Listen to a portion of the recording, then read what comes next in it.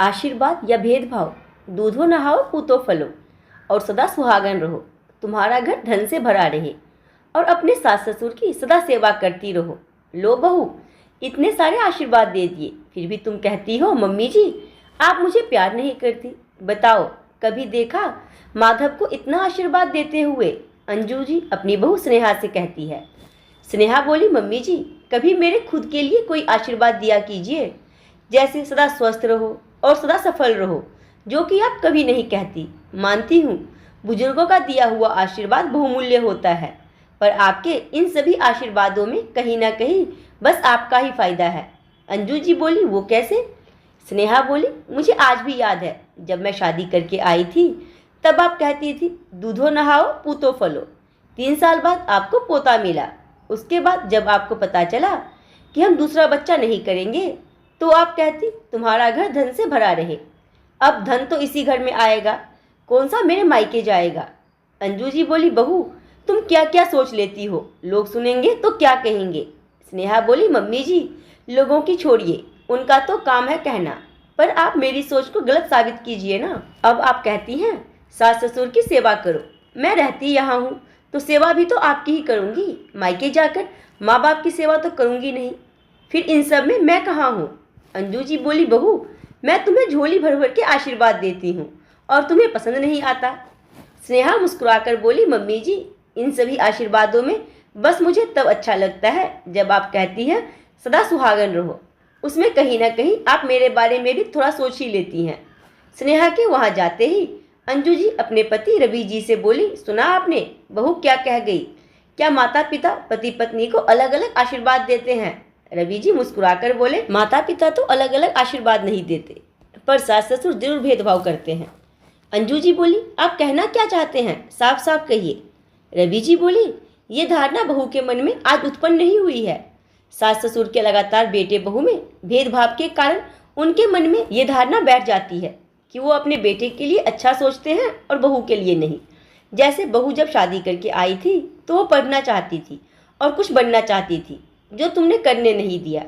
तुम्हें पोता चाहिए था, वही तुम अपने बेटे की नौकरी और तरक्की से बहुत खुश होती थी, तो कहीं ना कहीं बहू के मन में ऐसे विचार उत्पन्न होना स्वाभाविक है। अंजू जी गुस्से में बोली, वो तब की बात थी, अपनी बात मनवा के आखिर वो नौकरी कर तो रही है, अब उसे मुझसे क्या शिकायत है। रवि जी बोले, तुम उसके काम से खुश हो? स्कूल जाने से पहले उसे इतने काम बताती हो कि हर रोज उसे लेट हो जाता है, जब भी वो जाती या आती कुछ ना कुछ ताने मारती रहती हो। क्या कभी ऐसा व्यवहार तुम अपने बेटे के साथ करती हो? अंजू जी बोली, वो तो मेरा बेटा है, उसकी तुलना बहू से कैसे कर सकती हूँ। रवि जी बोले, वही तो बात है, ये घर अकेले तुम्हारे बेटे के पैसे से नहीं चलता, बल्कि बहू का भी योगदान है, फिर तुम बहू के लिए क्यों नहीं सोचती। अंजू जी उदास होकर बैठ गई तो रवि जी बोले, अंजू एक बार सास नहीं बल्कि माँ बनकर सोचो, तो अपने आप तुम दोनों के विचार बदल जाएंगे। इतना कहकर रवि जी आंगन में चले गए। देखते ही देखते सुबह के 8:45 बज गए। माधव दफ्तर के लिए निकल रहा था। अंजू जी बोली, माधव 15 मिनट बाद बहू को भी स्कूल जाना है, तुम उसे अपने साथ क्यों नहीं ले जाते? माधव बोला, माँ उसके चक्कर में मुझे घूमकर जाना पड़ेगा, वो अपने आप चली जाएगी। इतना कहकर माधव चला गया। 15 मिनट बाद स्नेहा तैयार होकर आई और बोली, मम्मी जी सुबह का नाश्ता और दोपहर का खाना सब बना दी हूँ, समय पर खा लीजिएगा। यश अपने आप खाना लेकर खा लेगा, आप परेशान मत होना, मैं चलती हूँ वरना मुझे देर हो जाएगी। अंजू जी बोली, बहू थोड़ा जल्दी हाथ चलाती तो पति के साथ मोटरसाइकिल पर बैठ कर जाती। स्नेहा उनकी कटाक्ष भरी बातों पर मुस्कुराती हुई बिना जवाब दिए चली गई। समय यूं ही बीत रहा था। रवि जी और अंजू जी की दवाई, खान पान सबका ख्याल स्नेहा रखती थी, क्योंकि माधव को वक्त नहीं मिलता था। एक रोज अंजू जी की ननद शोभा जी आई। स्नेहा ने एक रोज की छुट्टी ले ली। अगले दिन जब वो स्कूल जाने लगी तो शोभा जी बोली, भाभी ये क्या बात हुई? बहू बैग टांग कर घर से निकल जाती है और घर की सारी जिम्मेदारी बूढ़े कंधों पर छोड़ जाती है। रवि जी बोले, शोभा हमारी बहू झांसी की रानी है, घर और बाहर दोनों की जिम्मेदारी बखूबी निभा सकती है। जब बहू हमारी छोटी बड़ी हर चीजों का ख्याल रख सकती है तो क्या हम इतना भी सहयोग नहीं कर सकते? अंजू जी स्नेहा से धीरे से बोली, बहू देखना तुम्हारे जाने के बाद मुझे ये कितने बातें सुनाएगी और 4 घर में बताएंगी, थोड़ा जल्दी आने की कोशिश करना। हर रोज की तरह स्नेहा उनके पैर छूकर जा रही थी। वो बोली, ठीक है जाओ। रवि जी ने अंजू जी की तरफ देखा तो अंजू जी स्नेहा के सिर पर हाथ रखकर बोली, जैसे जा रही हो वैसे ही लौट कर आना। ये बात सुनकर स्नेहा के चेहरे पर मुस्कुराहट आई। समय यूं ही बीत रहा था। शोभा जी को आए हुए करीब 12 दिन हो गए। स्नेहा का काम बढ़ता जा रहा था, जिसे देखकर अंजू जी का हृदय परिवर्तित हो रहा था। अचानक शोभा जी के घर से फोन आया तो उन्होंने जाने की तैयारी की। स्नेहा सुबह 5:30 बजे जगी, शोभा जी को खिलाया पिलाया और उपहार देकर विदा करने लगी। शोभा जी ने माधव को ढेर सारे आशीर्वाद दिए और स्नेहा की तरफ देखी भी नहीं। ये बात अंजू जी को बुरी लग गई।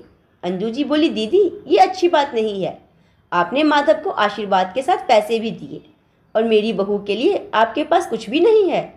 अगर आपका भतीजा नौकरी करता है तो मेरी बहू भी कोई खाली नहीं बैठी रहती। अरे कुछ नहीं तो स्वस्थ रहने का ही आशीर्वाद दे दो। अगली बार आओगी तो भतीजा नहीं बहू ही बनाकर खिलाएगी। शोभा जी को उनकी भूल का एहसास हुआ और वो स्नेहा के सिर पर हाथ रखकर बोली, सदा स्वस्थ और सुहागन रहो। शोभा जी के जाते ही स्नेहा ने अंजू जी को कसकर गले से लगाया और बोली, मम्मी जी आज आप सास से मेरी माँ बन गई। आज का दिन मेरे लिए हमेशा यादगार दिन रहेगा। इतना कहकर वो स्कूल जाने की तैयारी करने लगी। अब हर रोज की तरह जब भी स्नेहा जाने से पहले सास ससुर के पैर छूती, अंजू जी ढेर सारे उसे आशीर्वाद देती, हमेशा स्वस्थ रहो और तरक्की करो। जिसे सुनकर स्नेहा मुस्कुराती और वही रवि जी बच्चों को मुस्कुराता देख खुशी से फूले नहीं समाते। अब माधव भी थोड़ी देर से निकलता और स्नेहा को स्कूल छोड़ते हुए जाता। आखिर पति का भी तो कोई फर्ज होता है। दोस्तों, कभी आपने सोचा है जैसे दामाद के बिना बेटी अधूरी है, उसी तरह बहू के बिना बेटा अधूरा होता है।